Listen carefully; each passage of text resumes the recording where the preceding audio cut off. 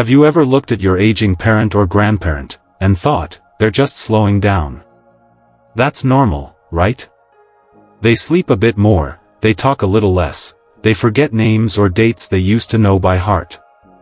And you tell yourself, it's fine. It's just old age. But what if it's not? What if those quiet changes, those little shifts you've been brushing off, are actually signs that time is winding down? Not in a dramatic way. Not in a way that screams emergency. But in the soft, gentle way the end of life often whispers before it comes. You see, hospice nurses, the people who have sat beside thousands of souls in their final months.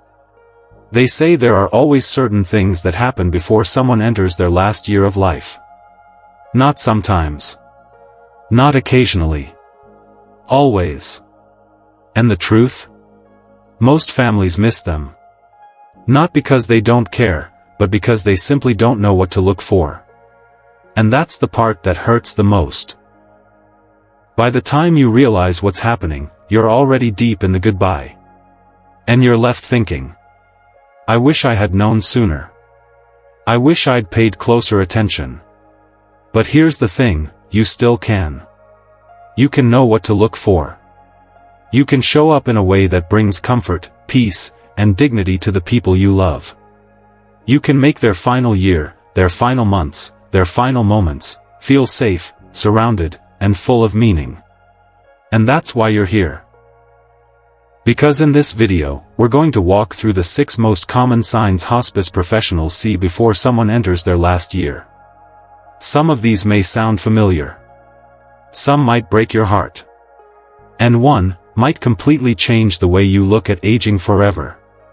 But this isn't about fear. It's about love. It's about being present. It's about making sure you never have to say, I wish I had known. So, if you've ever worried about missing the signs, if you've ever watched someone you love grow older and wondered, is this normal, or is something deeper going on? Then take a breath, lean in close, and stay with me. Because what you learn here might be the most important thing you ever hear about end-of-life care. Comment, I'm here, if you're ready to learn, to prepare, and to love better in the years that matter most.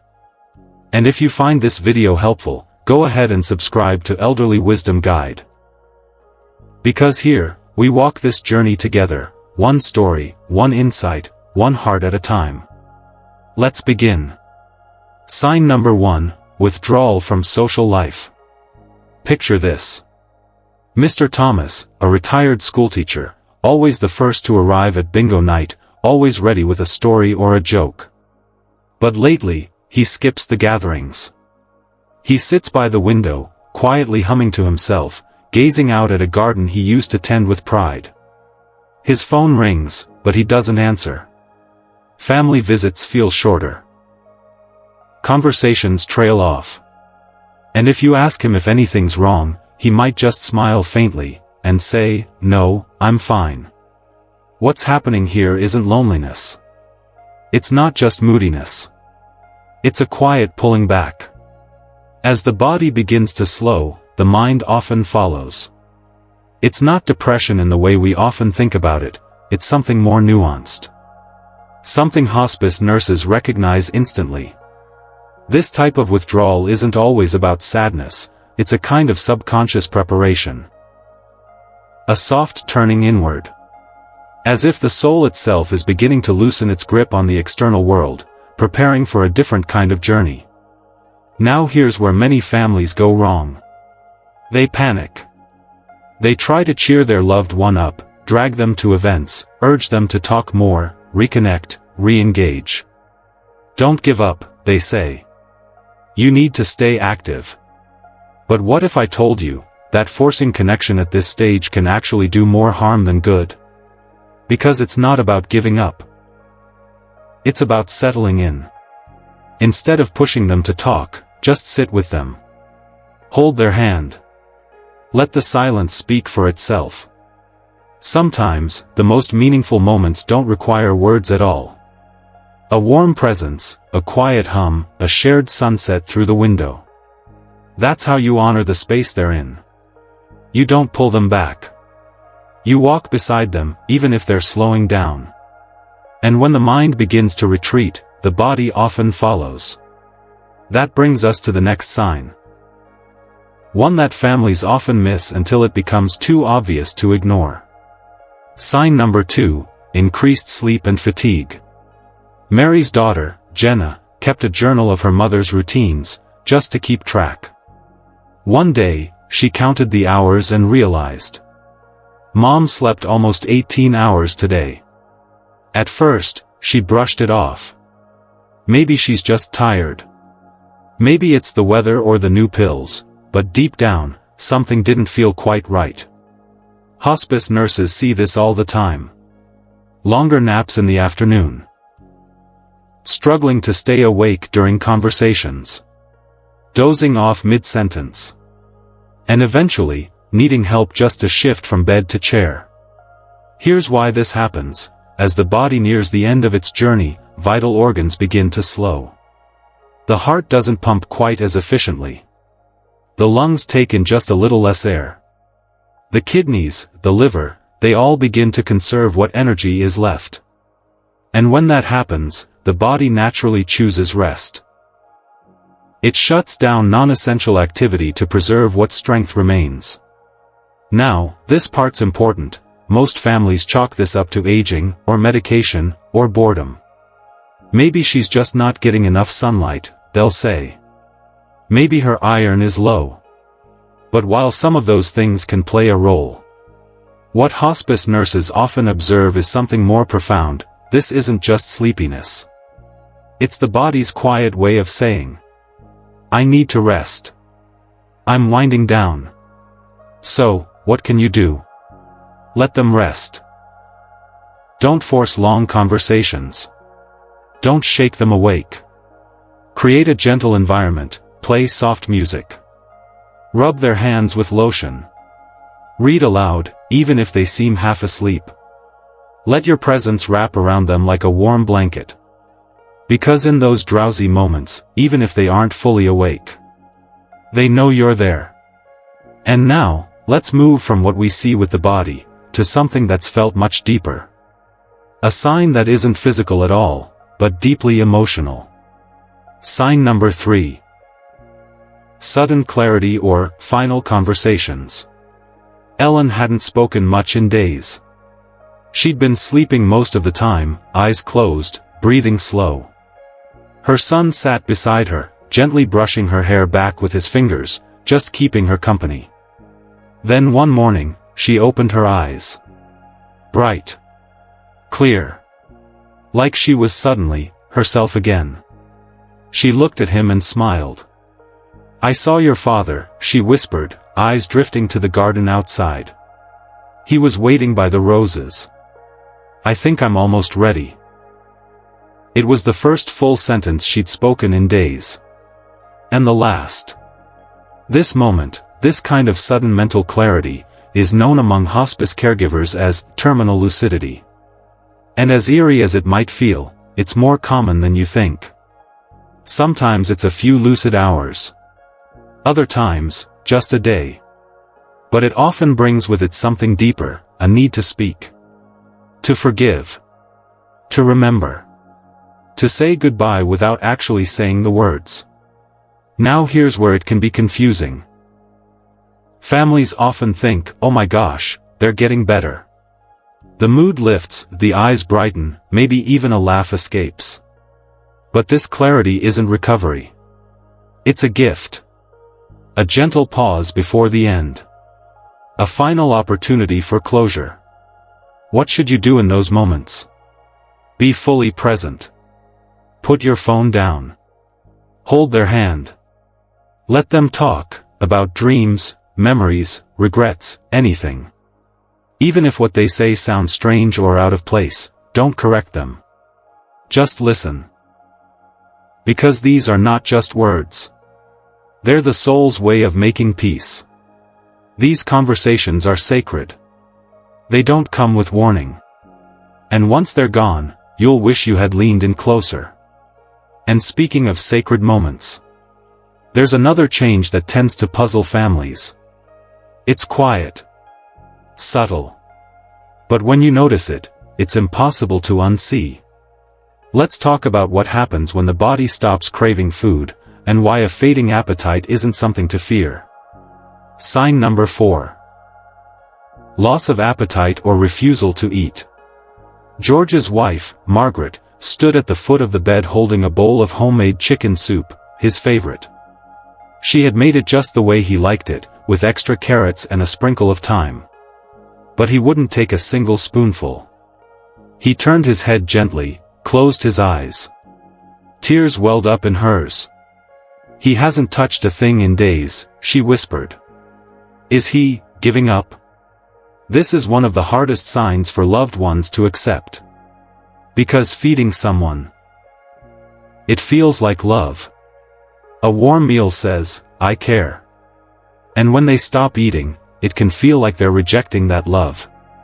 But here's what hospice nurses understand. This isn't giving up. It's the body's wisdom at work. As the end of life nears, the digestive system slows almost to a stop. The stomach doesn't process food like it used to. The body simply doesn't need, or want, calories in the same way anymore.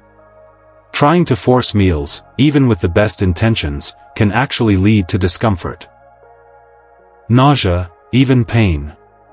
Yet it's so natural to try. "Just one more bite," you might plead. "Do it for me." But in this stage, love has to take a different shape. So instead of pushing food, offer presence.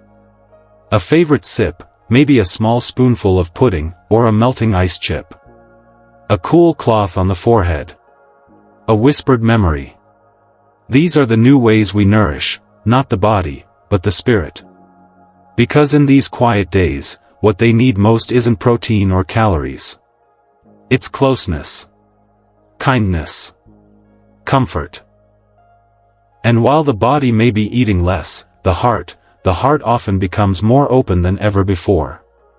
That brings us to the next sign, one that often surprises families, because it's not about withdrawal or silence, but the exact opposite. Sign number 5, deep reflections or emotional closure. Frank had always been a quiet man. A Vietnam veteran, tough as nails, with eyes that had seen too much and lips that rarely spoke of the past. He kept his pain locked away. Decades of silence, tucked into the corners of old photo albums and unopened drawers. But one afternoon, as his grandson sat beside him, he took a deep breath, and opened his heart. "I was scared back then," he said, his voice raspy but steady. "I did things I still think about, every night. I wish I had told your father sooner. I wish I had said I was sorry." It was the first time in over 40 years that Frank had shared what weighed on him. And it was also the last. This kind of life review, this quiet reckoning with the past, is something hospice nurses see again and again. It's like the soul knows it's nearing the end of its journey, and it starts to look backward, sorting through memories, regrets, unfinished stories. Some people speak of long-lost loves. Others apologize for things they never said. Many just want to be heard one last time. And sometimes, they want to pass on lessons. Little truths you'll carry for the rest of your life. Here's the thing. These aren't random stories. They're not just ramblings. They're the echoes of a life trying to make peace, to tie up the loose ends of the heart. So, when it happens, don't rush it. Don't change the subject or brush it off as confusion. Sit with them. Listen. If you can, write it down. Or quietly record it. Because those words, those reflections, might be the most precious thing they leave behind. And now, we come to one of the most misunderstood signs of all. The one where the body speaks. Not through words, but through silence. Let's talk about the final physical shift, the one that tells hospice nurses, it's almost time. Sign number 6, physical changes and the quiet shift. Nurse Lila has been at the bedside of hundreds of people in their final moments. She says there's always a moment, quiet, gentle, when everything changes. She described it like this: you feel the room slow down. Their hands get cooler. The skin takes on a new tone, sometimes blotchy, pale, or bluish. The breathing becomes softer, almost like a whisper. That's when we know they're close. It's not dramatic. It doesn't come with sirens or sudden gasps. It's more like a candle slowly flickering down, until it becomes a steady, gentle glow. What's happening in the body? The heart is slowing. Circulation is decreasing. The body begins to conserve blood flow for only the most vital areas, which means hands and feet often feel cold. Lips may turn dusky. The chest may rise and fall in an unfamiliar rhythm. Sometimes there are long pauses between breaths. These are all natural, expected, and not signs of pain. But here's where many families panic. They think, something's wrong. Should we call someone? Do something? But hospice nurses gently remind them, this isn't an emergency. It's the body's final act of release.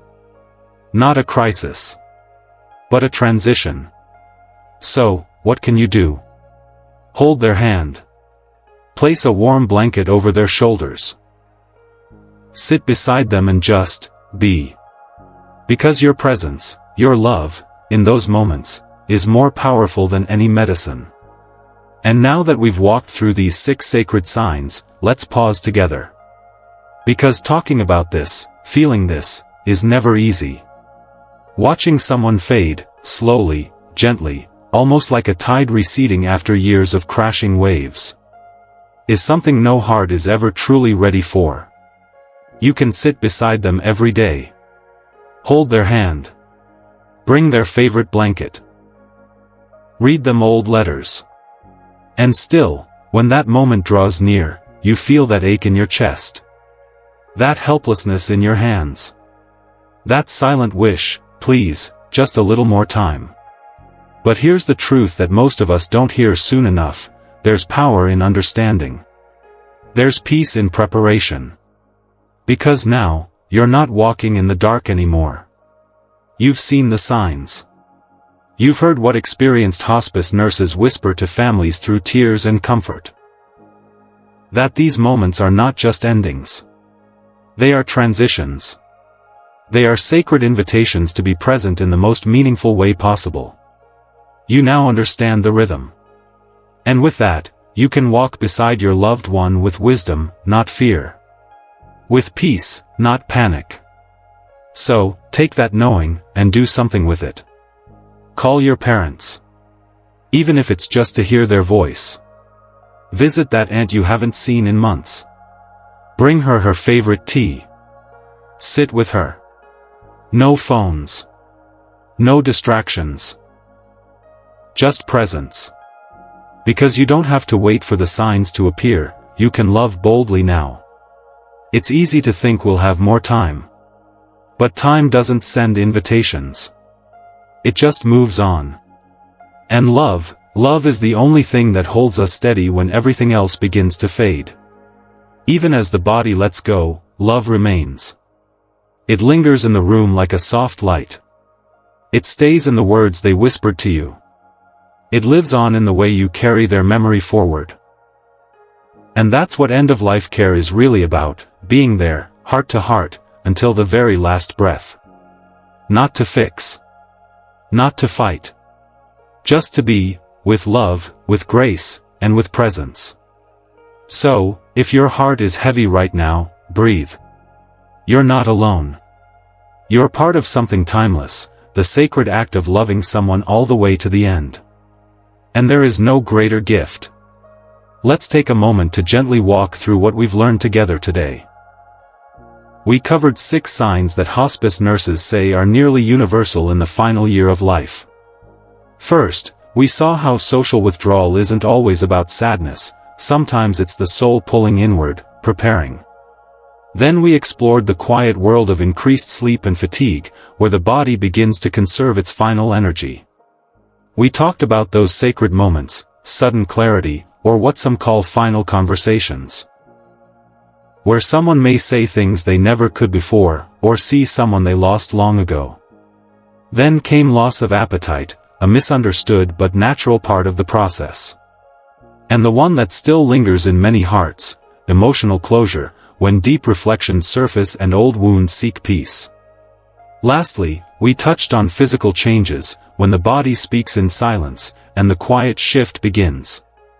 These signs, they're not just medical. They're deeply human. They're full of meaning, and full of love. Now, let me ask you something from the heart. Have you noticed any of these signs in someone you care about? Was it your mother quietly pulling back from conversations? Was it your grandfather speaking of a memory he hadn't shared in decades? Or maybe, it's something that hasn't happened yet, but now you'll know to look for. Which one touched you the most? I'd really love to hear. So please, share in the comments. Whether it's a story, a memory, or just a simple, "I'm here." I read every word you write. Because this community, Elderly Wisdom Guide, is built around those very moments. And if this video helped you see things more clearly, if it gave you a little peace, or maybe just made you feel less alone, consider subscribing. Here at Elderly Wisdom Guide, we create heartfelt, honest content to support caregivers, seniors, and every soul walking this journey of aging, love, and letting go. We don't rush. We don't sugarcoat. We just show up, together. One story at a time. So, if you want to walk this path with wisdom, we'd love to walk it with you. Hit the like button if this touched your heart. And subscribe so you don't miss the next video that might bring light to a dark place. Thank you for sharing this time with me today. Whether you're a caregiver, a daughter, a son, a nurse, or just someone trying to understand, you are not alone. Stay strong. Stay kind.